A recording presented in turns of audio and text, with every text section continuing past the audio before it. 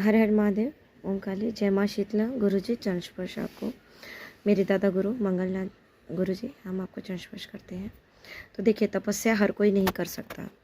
तपस्या हर कोई नहीं कर सकता, क्योंकि बहुत से क्वेरी भी आते हैं कि हमने तो बहुत तपस्या की, बहुत साधनाएं की, बहुत मंत्र जाप किया, लेकिन उसका कोई फल मिला नहीं। तो क्यों फल नहीं मिला? क्यों फल नहीं मिला? या तो आप उस काबिल नहीं हैं, तो कहते हैं कि नहीं, हमें हमारे गुरु ने सिखाया ही नहीं। तो फिर आपके गुरु ने क्यों आपको नहीं सिखाया? क्या उन्हें सिखाने नहीं आता, या उन्हें ज्ञान नहीं, या सिर्फ दीक्षा देना जानते हैं? ये भी बहुत बड़ी बात है, क्योंकि कुछ गुरु होते हैं, मैंने भी देखा है, कुछ गुरु हैं यहाँ पर, बहुत से केसेस आते हैं तो उसमें पकड़ में चीज़ें आती हैं कि बहुत से गुरु हैं जो सिर्फ दीक्षा देना जानते हैं और दीक्षा के अलावा कुछ भी करना नहीं जानते। जैसे कथावाचक हो गए, है ना, पांडालों वगैरह में, तो ये लोग क्या करते हैं? सिर्फ दीक्षा ही तो देते हैं, बाकी इनसे तो कोई संपर्क भी नहीं कर सकता। और लाखों लाखों करोड़ों के तादाद में लोग बैठकर पंडालों में, सत्संगों में दीक्षा भी लेते हैं, लेकिन अगर उनके सर पे कभी कुछ पड़ी, कोई आफत की टोकरी पड़ी, तो वो कहाँ लेकर जाएंगे, किससे पूछेंगे? तो इन सारे सदगुरुओं से तो कोई वार्तालाप नहीं, कोई बातचीत तो कोई कर ही नहीं सकता, कोई मिल ही नहीं सकता भाई। तो निवारण काहे का? निवारण तो खड्डे में गया। तो बताइए, ऐसे गुरुओं का क्या करना है? तो ये कुछ लोग हैं जो ऐसे भी गुरु बना के बैठे हैं और नेगेटिविटी में फंस के बैठे हैं, और फिर कहते हैं कि भाई गुरु से तो हमारा कोई लाभ ही नहीं है। कैसे होगा? गुरु उसको बनाना चाहिए जो तुम्हारे लिए अवेलेबल हो। कम से कम हफ्ते में एक बार तो आपके गुरु से बात हो जाए। और सबसे बड़ी बात कि आप कहते हो कि गुरु ने हमें सिखाया नहीं।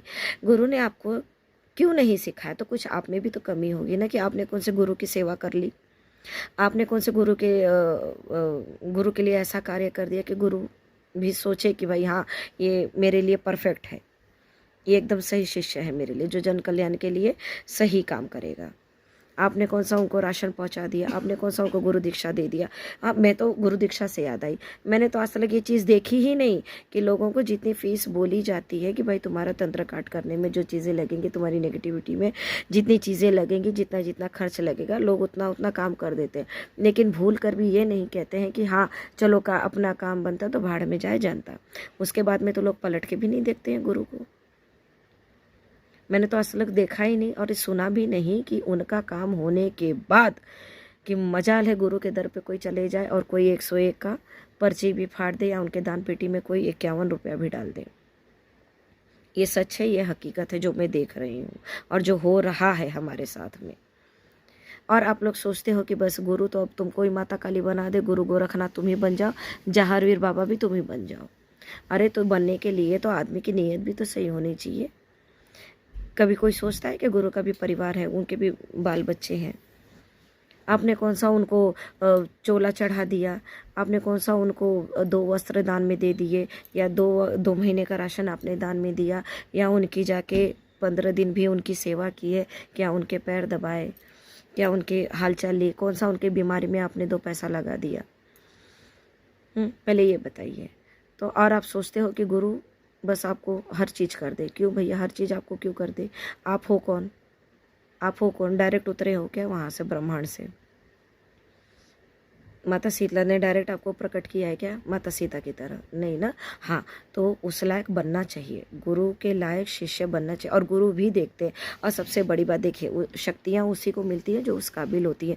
गुरु भी देखते हैं कि आप का शरीर क्या झेल सकता है और क्या नहीं झेल सकता है, आप किन शक्तियों के लायक हो और किन शक्तियों के लायक नहीं हो, उससे आपका परिवार में क्या हानि होगी और क्या लाभ होगा। तो गुरु ये सारी चीज़ें टटोलते हैं, उसके बाद में शिष्य को वो वैसी चीज़ें प्रदान करते हैं, और जो लायक होता है उसी को प्रदान करते हैं, जो लायक नहीं होता उसको नहीं ही देते हैं, जो सही गुरु होंगे। ठीक है, क्योंकि हमारे गुरु जो हैं, हमारे गुरु भी बिल्कुल ऐसे ही हैं। वो परखते हैं, वो देखते हैं, वो सामर्थ्य देखते हैं, और उसके लिए क्या क्या सही है वही देते हैं, क्या नहीं सही है, क्या गलत है, वो चीज़ों कतई नहीं देते हैं। हर कोई शिष्य नहीं बन सकता, लाखों में कोई एक शिष्य बनता है भैया, है ना। जैसे बाबा मच्छंदर नाथ थे, उनके बाद बाबा गुरु गोरखनाथ हुए, तो उनके बाद तो ऐसे भाई एक युग में, एक काल में एक ही गुरु होता है, उनका एक ही चेला होता है जो उनका नाम करता है। तो वो चेला भी तो उस काबिल होना चाहिए ना। अब आप कहते हो कि मेरे गुरु ने ये नहीं, तो आपने गुरु के लिए क्या किया पहले बताइए। कभी गुरु बीमार हुए तो आप तुरंत पहुँचे, कभी उनका दवाई की कभी खर्च आपने उठाई, कभी आपने पूछा कि गुरुजी आपका सर दर्द हो रहा है, आपको क्या तकलीफ़ है, क्या नहीं तकलीफ़ है, कभी नहीं। हाँ, हमारी क्या तकलीफ़ है, हम वो टोकरा लेकर खड़े रहते कि हाँ मुझे ये तकलीफ़ है, हाँ मुझे ये हो रहा है, मुझे हो रहा है। कभी गुरु से भी पूछ लो कि आपका क्या है भैया, है ना। नहीं, लेकिन जहाँ तक हाँ मेरी तो फीस हो गई कंप्लीट, हाँ 11,000 मैंने दे दिया, 5,000 दे दिए, 2,000 दे दिया, मैं तो ठीक हो गया। उसके बाद में गुरु कौन है भाई? कभी गुरु को पलट के देखते नहीं आप लोग, तो कैसे होगी भलाई बताइए। तो स्वार्थ से ज़िंदगी कटती है, चलती है, संवरती नहीं, मुक्ति नहीं मिलती, मोक्ष नहीं मिलती।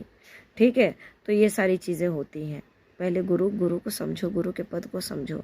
गुरु तो आपको समझ ही रहा है, तभी वो गुरु है जब वो आपको समझ रहा है। ठीक है, तो आपके लिए क्या सही है क्या गलत है गुरु जानते हैं और उस हिसाब से वो काम करते हैं।